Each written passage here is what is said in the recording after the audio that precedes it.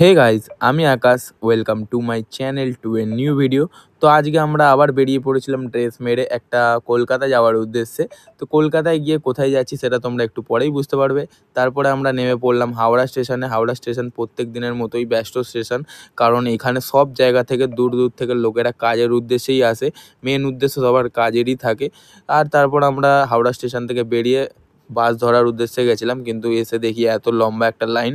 তারপর অনেকক্ষণ দাঁড়ানোর পর আমরা বাস পেয়ে গেছিলাম, আর বাসে করে হাওড়া ব্রিজের এই সৌন্দর্যটা দেখতে দেখতে আমরা চলে এসেছিলাম নিউ মার্কেট। নিউ মার্কেটে আমরা এসেছি শপিং করতে, আর এসেই দেখি স্পাইডারম্যানটা এরকম ওখানে উপরে বসে আছে, আর ও আমার সাথে ইয়ার্কি মারছিল ওটা নিয়ে।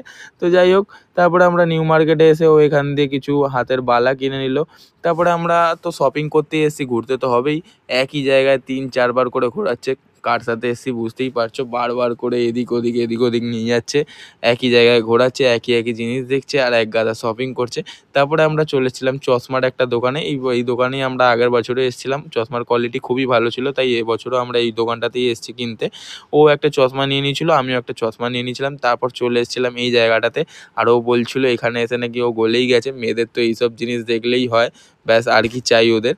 তারপরে অনেক কিছু কেনাও হয়ে গেছিলো। তারপরে একটা জায়গায় দাঁড়িয়ে একটু আইসক্রিম খেয়ে নিলাম, ও আমাকে খাওয়ালো আইসক্রিমটা। আর আমি আইসক্রিমটা খেয়ে তারপরে আবার মার্কেটে ঢুকলাম। মার্কেটে ঢুকে একটা মেয়েদের সেই আগের বছর বেরিয়েছিল মেয়েদের হেডফোন। এই দেখো সেই হেডফোনটা, যেটা এবছরের ট্রেন্ডিংয়ে এখনও আছে, খুব সুন্দর লাগে, টিপলে ওই কানটা লাফায়।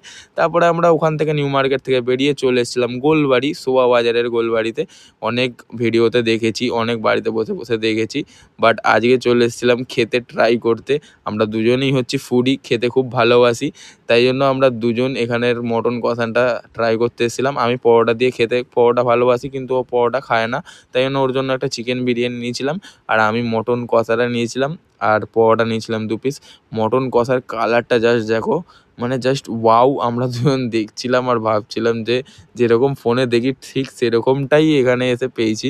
তারপরে আমি আর দেরি না করে পরোটা দিয়ে ওটা ট্রাই করে নিলাম, আর খুবই সুন্দর খেতে ছিল। যাই হোক, আমি তো বলে বোঝাতে পারবো না, আমার মুখের রিয়াকশানটা দেখেই তোমরা আশা করছি বুঝতে পারছো। আর আমার প্লেট দুটো পরোটা তখন খালি হয়ে গেছে, তারপরে আমি ভিডিওটা করেছি।